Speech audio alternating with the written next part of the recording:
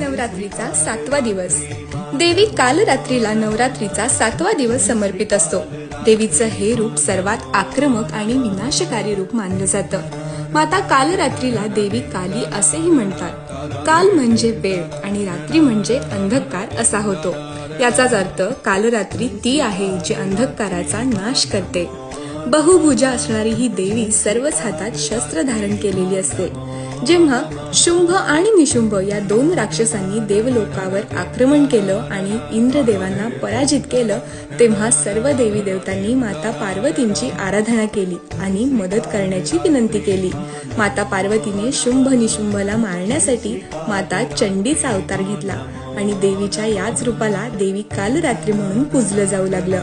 या देवीची आराधना केल्याने व्यक्तीला सुख समृद्धी प्राप्त होते. देवीचा स्वभाव जरी रुग्र असला तरी ती भक्तांच्या सर्व इच्छा पूर्ण करते.